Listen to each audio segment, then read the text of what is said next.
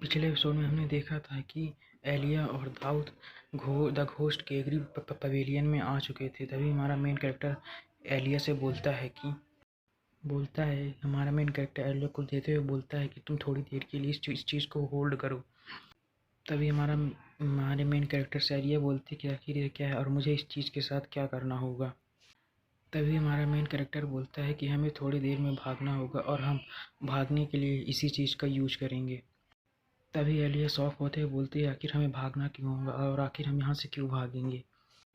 तभी हमारा main character Elia से बोलता है कि क्या तुम ऊपर की ओर देख सकती हो। तभी एलिया ऊपर की ओर देखते हुए बोलती है ऊपर क्या है, ऊपर केवल स्काई है, स्काई के अलावा तो ऊपर को कुछ भी नहीं है।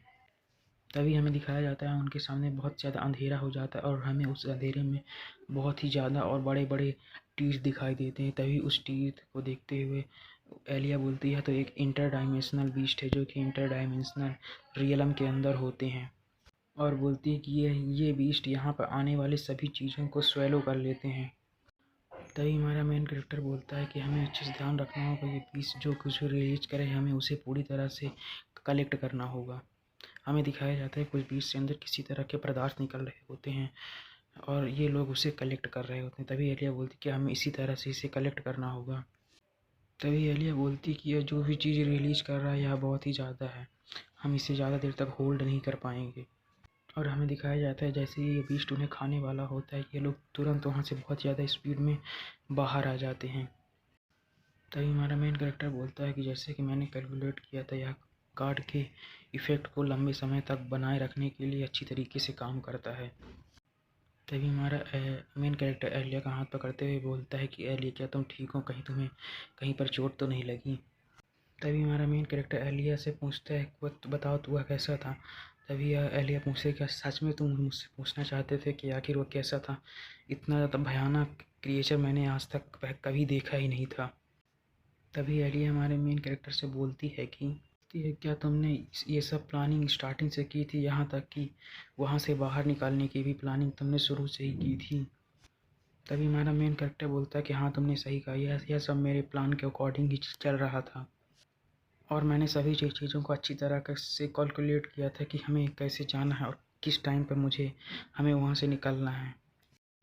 तभी हमारा मेन कैरेक्टर एलिया से डींगे हाँकते हुए बोलता है कि गेगरी के छोटे मोटे फूस भला मेरा क्या बिगाड़ लेंगे, मेरे जैसे ओल्ड प्लेयर को लोग क्या बना। मैंने तो वहाँ से अच्छे तरीके से सभी टैक्टिक्स का यूज करके हम वहाँ से अच्छी तरीके से बाहर आ गए। तभी एलिया थोड़ा गुस्से होते हुए बोलती कि पहले तुमने मुझे पहले क्यों नहीं बताया कि हम लोग इंटर डायमेंशनल रियलम की ओर जा रहे हैं। ये सुनकर हमारा मेन कैरेक्टर बहुत ही ज़्यादा हैरान हो जाता है और चौंक भी जाता है।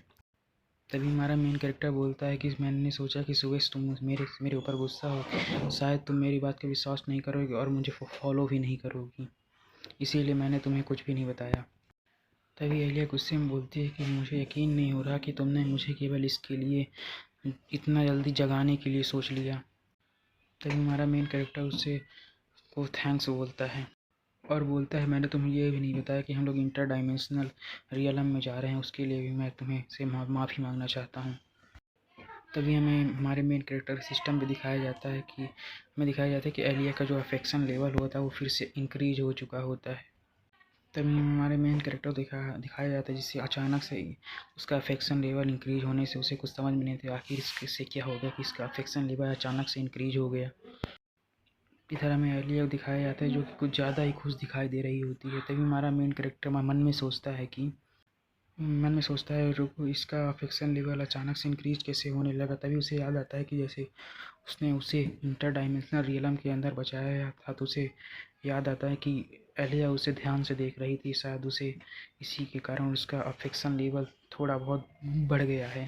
फिर यहीं पे हमारा ये एपिसोड ख़त्म हो जाता है। अगर वीडियो अच्छी लगे तो लाइक कमेंट सब्सक्राइब जरूर करें। Thanks for watching.